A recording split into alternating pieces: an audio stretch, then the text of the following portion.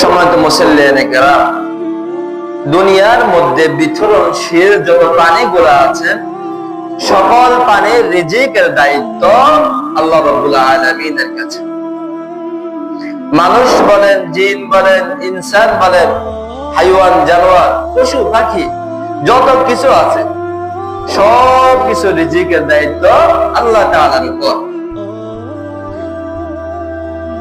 এই সব কিছু রিজিকের মুখাফিকি, রিজিক ছাড়া চলতে পারে না, রিজিক নিয়েই তাদেরকে বাঁচতে হয়।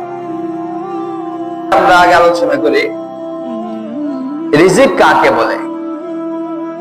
রিজিক বলা হয় কোন প্রাণী আহার করে এমন জিনিসকে রিজিক বলে, যেটা দিয়ে সে তার শরীরের শক্তি সঞ্চার করে, যেটা দিয়ে সেই বাঁচে, সেটাকে বলা হয় রিজিক।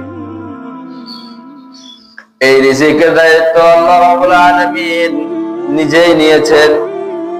আল্লাহ রাব্বুল আলামিন যেমনি ভাবে মানুষকে নিজ অনুগ্রহে সৃষ্টি করেছেন, তেমনি ভাবে সেই সত্তা মহান রব্বুল আলামিন রিজিকের দায়িত্ব নিজের উপরে নিয়েছেন। দুনিয়ার এমন কোন মানুষ নাই যে রিজিক দিতে পারে, এমন কোন মানুষ নাই যে রিজিক দিতে পারে, একমাত্র আমার আল্লাহ রিজিক দিতে পারেন। আল্লাহ রাব্বুল আলামিন পবিত্র কোরআনের মধ্যে সেটাই বলেছেন, ওয়া মা মিন দাব্বাতিন ফিল আরদি ইল্লা আলাল্লাহি রিজকুহা। দুনিয়ার মধ্যে বিচরণশীল চলনেওয়ালা প্রাণ বিশিষ্ট যত প্রাণীগুলো আছে সবগুলোর রিজিকের দায়িত্ব আমি আল্লাহর উপর। ওয়া ইয়ালামু মুস্তাকাররাহা ওয়া মুস্তাওদাআহা, তারা কোথায় থাকে এবং মৃত্যুর পর তাদেরকে কোথায় রাখা হবে সেটা আমি আল্লাহ জানি। কুল্লু ফি কিতাবিম মুবিন, সেগুলো সুস্পষ্ট কিতাবের মধ্যে লেখা আছে। এই রিজিকের দায়িত্ব আল্লাহ তাআলার উপর। আল্লাহ তাআলা সেটি কোনো বান্দাকে দেন নাই, সেটি দায়িত্ব কোনো বান্দার উপর রাখেন নাই। আল্লাহ রাব্বুল আলামিন নিজ কুদরতের উপর রেখেছেন। এই রিজিকের দায়িত্ব আল্লাহ তাআলা কেন নিয়েছেন? এই রিজিকের দায়িত্ব আল্লাহ রাব্বুল আলামিন এর জন্য নিয়েছেন কারণ এই রিজিক আল্লাহ তাআলা ছাড়া দুনিয়ার অন্য কোনো মানুষ দিতে পারবে না। কেউ যদি এই কথা বিশ্বাস করে যে অমুকে আমাকে খাবার দিছে, অমুকের মাধ্যমে আমি খাই, অমুকের মাধ্যমে আমি পরিধান করি, তাহলে সে শিরক করলো। কারণ তোমার রিজিকের দায়িত্ব আল্লাহ তাআলার উপর। আল্লাহ অমুক ব্যক্তির উসিলা করে তোমাকে দিয়েছে, অমুক ব্যক্তি তোমাকে দেয় নাই, স্বয়ং আল্লাহই দিয়েছে। এই দায়িত্ব দুনিয়ার কোন মানুষ আল্লাহ তাআলার উপর চাপিয়ে দেন নাই। কারণ এই দুনিয়া এবং পরকাল, আসমান জমিনের মধ্যে এমন কোন সত্তা নাই, এমন কোন জাত নাই যে জাত আল্লাহ তাআলার উপর চাপিয়ে দিতে পারে। এটা আল্লাহ তাআলা যেরকম ভাবে বান্দাকে নিজ অনুগ্রহে সৃষ্টি করেছেন, ঠিক তেমনি ভাবে আল্লাহ তাআলা বান্দাকে রিজিক দেওয়ার দায়িত্ব আল্লাহ তাআলা নিজে নিয়েছেন। কেউ আল্লাহ তাআলাকে চাপিয়ে দেন নাই, এটা চাপিয়ে দেওয়ার ক্ষমতা কারো নাই। এই রিজিক দুই প্রকার, এক নাম্বার হালাল রিজিক, দুই নাম্বার হারাম রিজিক। যখন দুনিয়ার কোন মানুষ যখন শরীয়ত সম্মত বৈধ পন্থায় অর্থ উপার্জন করে তা ভোগ করে, সেটা হচ্ছে হালাল রিজিক। তার বিপরীত যখন কোন মানুষ অবৈধ পন্থায় অর্থ উপার্জন করে তা ভোগ করে, সেটি ভক্ষণ করে, তখন সেই রিজিকটা হারামে পরিণত হয়ে যায়। এমন যদি কোন মানুষের অবস্থা হয় যে তার রিজিকের কোনো ব্যবস্থা নাই, স্বাভাবিকভাবে দেখতে মনে হচ্ছে যে আমার কাছে কোনো কিছু নেই, আল্লাহ তাআলা বলেন, বান্দা যদি হারামের দিকে না দৌড়াইয়া আমি আল্লাহর উপর ভরসা করে অপেক্ষা করতে থাকো, তাহলে মনে রাখবা আমি আল্লাহ তোমার যে রিজিক আছে সেটা যে কোনো ভাবে তোমার কাছে পৌঁছে দেব। এই জন্য সামান্য সময়ের জন্য আমরা সংকটে থাকি, তাহলে হারামের দিকে দৌড়াবো না, অবৈধ পন্থা অর্থ উপার্জন করবো না। যদি কেউ ওইরকম অবৈধ পন্থা অর্থ উপার্জন করি, আল্লাহর হস্তে হালাল রিজিকের দিকে বৈধ পন্থার চিন্তা ভাবনা করি, রিজিকের দায়িত্ব আল্লাহর উপর, আল্লাহ আপনাকে রিজিক দিবেন। আল্লাহ তাআলা বলেন, বান্দা যদি তোমার হালাল রিজিক কোনোভাবে না আসে, তাহলে তুমি অবৈধ পন্থার দিকে দৌড়াইও না। আমি আল্লাহ যে কোনো মাধ্যমে তোমার কাছে রিজিক উপস্থিত করে দিব, তোমার রিজিক তোমার কাছে পৌঁছে যাবে। এখন প্রশ্ন হতে পারে যে যদি রিজিকের দায়িত্ব আল্লাহ তাআলার উপরে, যদি রিজিকের দায়িত্ব আল্লাহ তাআলা নিয়েই থাকেন, তাহলে দুনিয়ার মধ্যে আমরা এমন কত মানুষ দেখি যারা না খেয়ে মরে যায়। অভিজ্ঞতার কথা, যে না খেয়ে মারা যায়। এই প্রশ্নের উত্তর কি? উলামায়ে কেরাম এই প্রশ্নের উত্তর কয়েকভাবে দিয়েছেন। এক নাম্বার, আল্লাহ রাব্বুল আলামিন যে বলেছেন, ওয়া মিন দাব্বাতিন ফিল আরদি ইল্লা আলাল্লাহি রিজকুহা, বান্দা তুমি রিজিকের জন্য চতুর্দিকে দৌড়াতে হবে না। আমি আল্লাহ তোমাকে দুনিয়ার মধ্যে কর্মস্থান ঠিক করে দিয়েছি, তোমার চেষ্টা শ্রমের মাধ্যমে তুমি সেই রিজিককে তালাশ করে নেবে। কিন্তু বান্দা, আমি তোমার রিজিক তোমার কাছে পৌঁছে দিব ততক্ষণ পর্যন্ত যতক্ষণ না তোমার হায়াত শেষ না হয়ে যায়।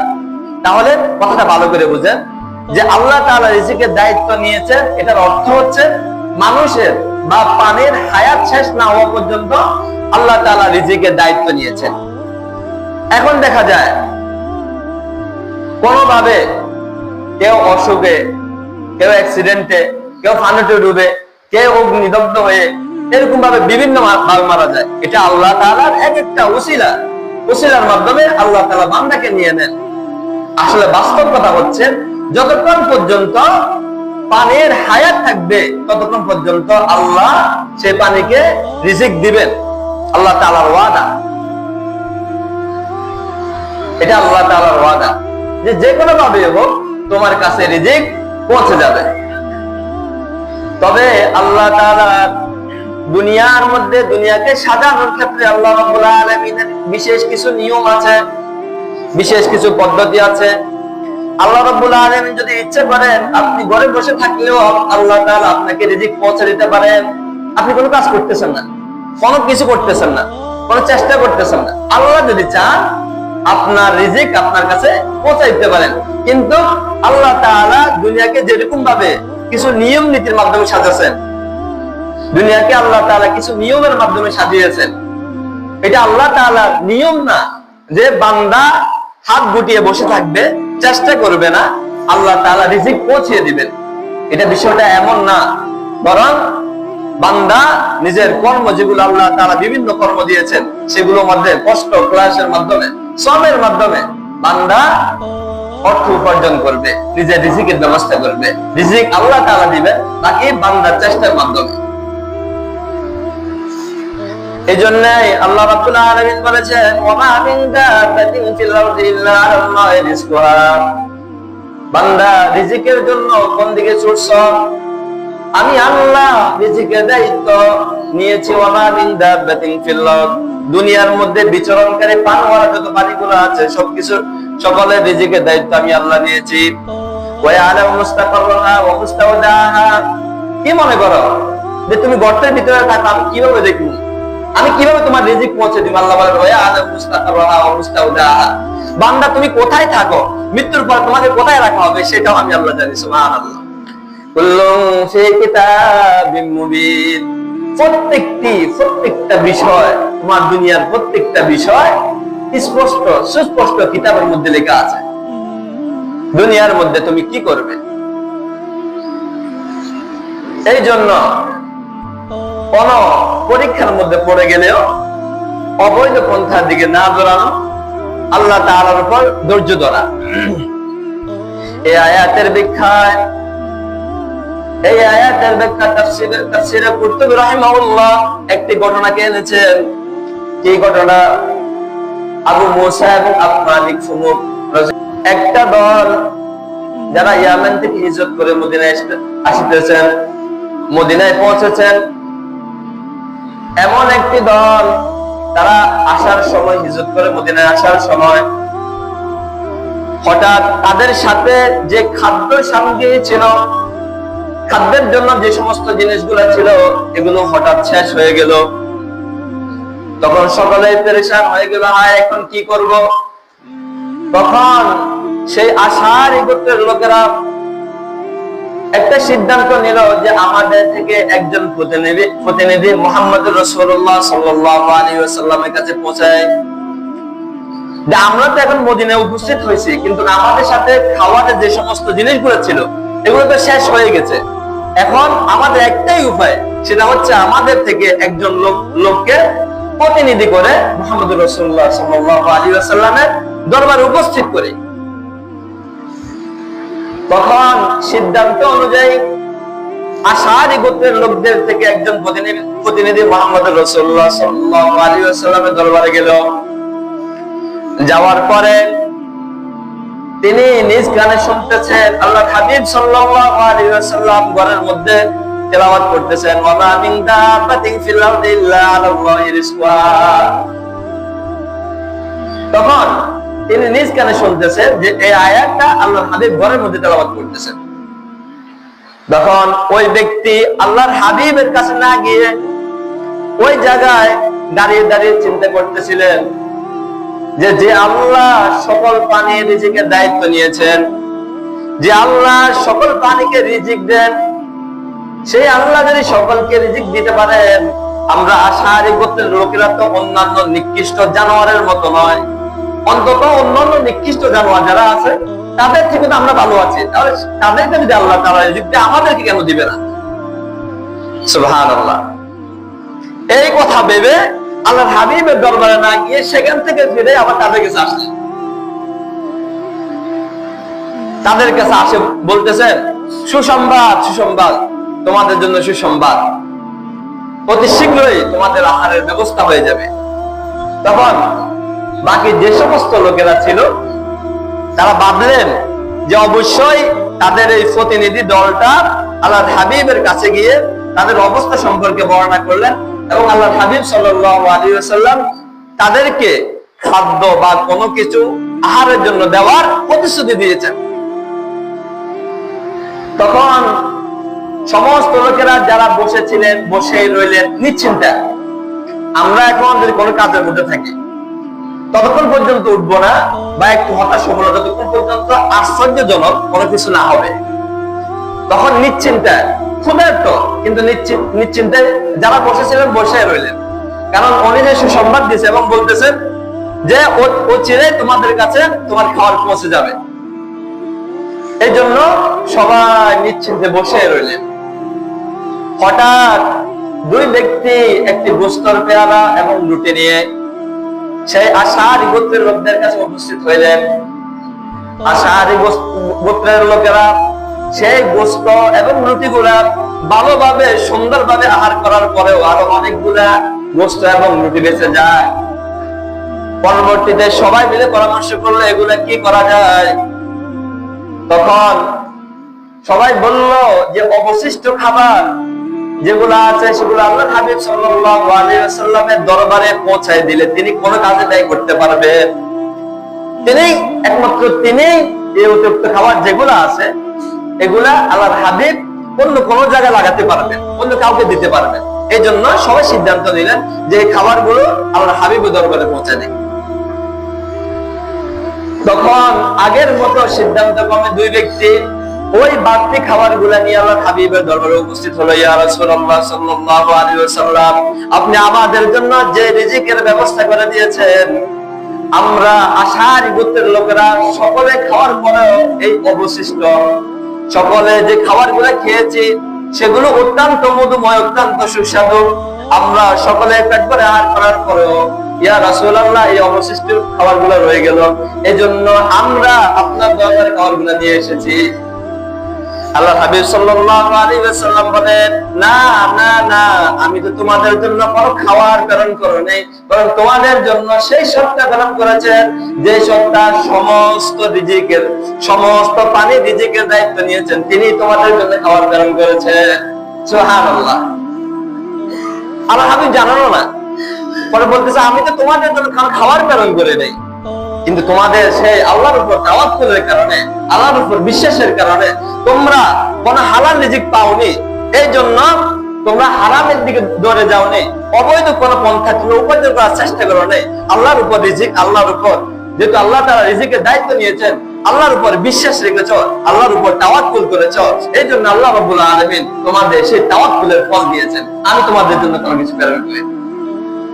সুবহানাল্লাহ। তাহলে শুধুমাত্র ওই আশারি গোত্রের লোকদেরকে নাকি আল্লাহ তাআলা সবাইকে দিতে পারেন? সবাইকে দিতে পারেন, কিন্তু আমরা আল্লাহ তাআলার ইবাদত, আল্লাহ তাআলার রোনাজারি এবং আল্লাহ তাআলাকে নিজের মতো করে আপন করে নেওয়া এবং আল্লাহ তাআলার উপর বিশ্বাস যখন থেকে দৃঢ় হবে, তখন থেকে আমি আপনার সকলের জন্য এরকম রিজিকের ব্যবস্থা হবে। কিন্তু আমরা তো ভিন্ন।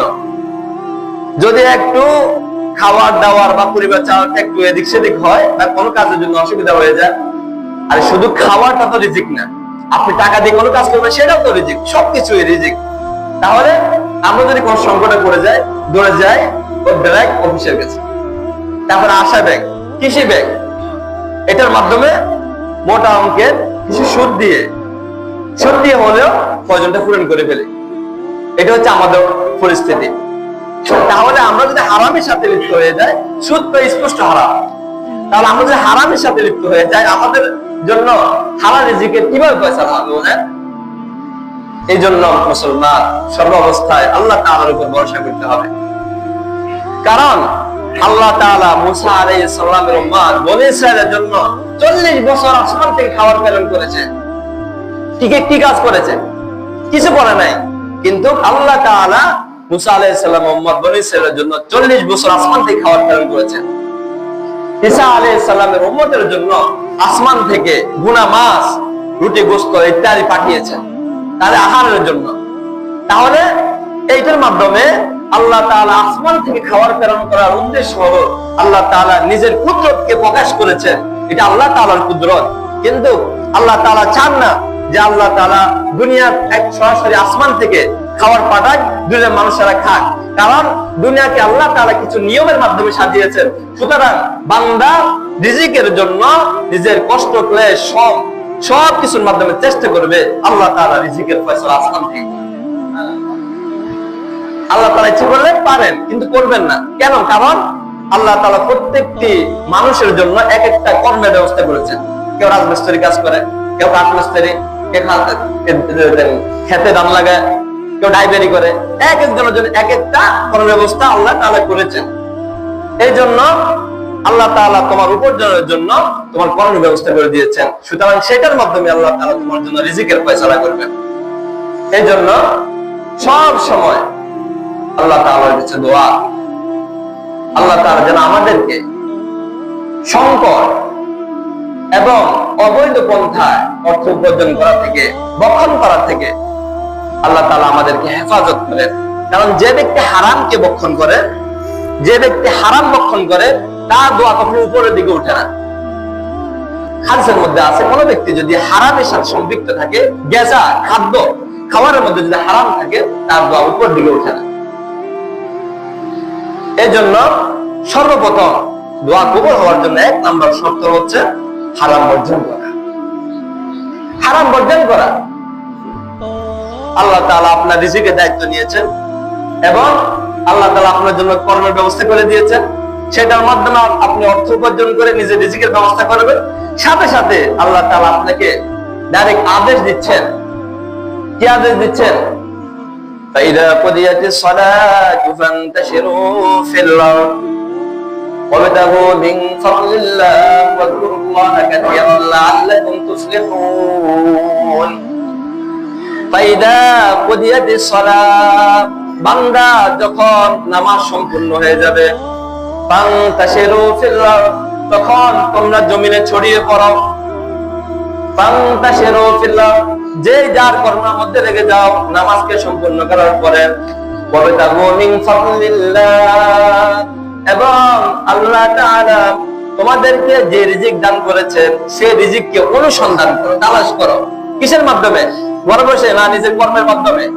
নিজের কর্মের মাধ্যমে ওয়াবতাগু মিন ফাদলিল্লাহ, আল্লাহ তাআলা তোমাদেরকে যে রিজিক দিয়েছেন সেটা অনুসন্ধান করো। তাহলে 1 নম্বর কথা বুঝবেন, ফাইদা কুদিয়াতিস সালাহ, 1 নম্বর নামাজ সম্পূর্ণ করার পরে ফান্তাশিরু ফিল আরদ, জমিনে ছড়িয়ে পড়বে। কিসের জন্য? ওয়াবতাগু মিন ফাদলিল্লাহ, আল্লাহ তাআলা তোমাদেরকে যে রিজিক দিয়েছে সেটা অনুসন্ধানের জন্য তোমার কর্মের মাধ্যমে বের হয়ে যাবে। ওয়াজকুরুল্লাহা কাসীরান লাআল্লাকুম তুফলিহুন, ওয়াজকুরুল্লাহা কাসীরান, আল্লাহ তাআলাকে তোমরা অধিক পরিমাণে স্মরণ করো, যে এই সমস্ত কাজগুলো করতে পারবে। লাআল্লাকুম তুফলিহুন, এই সমস্ত কাজগুলো তোমরা কেন করবে বান্দা? কারণ যারা এই সমস্ত কাজগুলো করবে, লাআল্লাকুম তুফলিহুন, অবশ্যই ওই সমস্ত লোকেরা সফল হবে। আমরা হচ্ছে তার বিপরীত। আল্লাহ বলেছেন ফাইদা কুদিয়াতিস সালাত ফান্তাশিরু ফিল আরদ, যখন তোমাদের নামাজ সম্পূর্ণ হয়ে যাবে তখন তোমরা রিজিকের জন্য দুনিয়ার মধ্যে ছড়িয়ে পড়ো। আর আমরা আগে কি করি? আগে দুনিয়ার মধ্যে ছড়ে যাই, ছড়ে আবার রিজিকের সবকিছু বা নিজের কর্মের মধ্যে সময় দেওয়ার পরে যদি কিছু সময় একটা সময় থাকে তখন আসে আল্লাহকে ডাকতে, তাহলে সম্পূর্ণ বিপরীত হয়ে গেল। বিপরীত যদি হয়ে যায় তাহলে তো আল্লাহর সাথে সম্পর্কটা গভীর হবে না। আর আল্লাহর সাথে যদি সম্পর্ক গভীর না হয় তাহলে আপনার অভাবের মুহূর্ত গুলা, আপনার নিঃস্বায়ের মুহূর্ত গুলা কিভাবে আপনি আসমান থেকে ফয়সালা হওয়ার আশা করেন? এই জন্য আমাদের যেরকম ভাবে আল্লাহ তাআলার উপর ভরসা করতে হবে, সাথে সাথে আমাদের কর্মের জন্য আমরা যেখানে নামাজের সময় হয়ে গেছে, যে রিক্সা চালক পথের মধ্যে নামাজের সময় হয়ে গেছে, পথের মধ্যে বলতে পথে আজান দিয়েছে, কিছুক্ষণ পর আপনি একটা মসজিদ পাইছেন, এবার আপনার যাত্রী ওখানে নেমে যান, আপনি ওখানে দাঁড়ায় যান, যাত্রী নেমে গেছে, একটু বসুন, রিক্সার মধ্যে একটু তালা মেরে নামাজটা পড়ে নেন। তারপর আবার রিজিকের জন্য বের হন রিক্সা নিয়ে। যে ক্ষেতের মধ্যে ক্ষেত মজুর, দিন মজুর, যে ক্ষেতের মধ্যে কাজ করে, আপনি কাজ করেন, অন্তত 20টা মিনিটের জন্য মসজিদ চলে আসেন। মসজিদ যদি এত দূরত্ব, যদি আপনার মসজিদ থেকে আপনার ক্ষেত থেকে যদি মসজিদে এত দূরত্ব হয় যে আপনার যেতে পারবেন না, বা যেতে অনেক সময় লেগে যাবে, অনেক কষ্ট হবে, তাহলে আপনি সুন্দর মতো ওযু করে জমিনের মধ্যে একটা গামছা বিছে আপনি নামাজ পড়ে ফেলেন। আল্লাহ তাআলার জিম্মায় আপনার উপর যে আল্লাহ তাআলা দায়িত্ব রয়েছেন ফরজ নামাজ, সেটা আদায় হয়ে যাবে। তারপর আবার কাজ শুরু করেন, সেই কাজের মধ্যে বরকত হবে, আল্লাহ তাআলা আপনার সেটার মধ্যে বারাকা দান করবেন। এই জন্য মুসলমান, আজকের সংশ্লিষ্ট আলোচনা সারাংশ হচ্ছে যে আমাদেরকে হারাম বর্জন করতে হবে এবং হালাল রিজিক উপার্জন করতে হবে। যদি কোনো কারণে যদি আমাদের হালাল রিজিক ব্যবস্থা করার কোনো মাধ্যম নাই, সাময়িক সংকটও থাকি, কিন্তু আল্লাহ তাআলার সাথে সম্পর্ক গভীর করে, আল্লাহ তাআলার উপর তাওয়াক্কুল করে, ভরসা করে আমরা আল্লাহ তাআলার উপর দায়িত্ব রাখবো, তাহলে অবশ্যই আল্লাহ তাআলা আপনার জন্য আসমান থেকে সরাসরি ফয়সালা করবেন।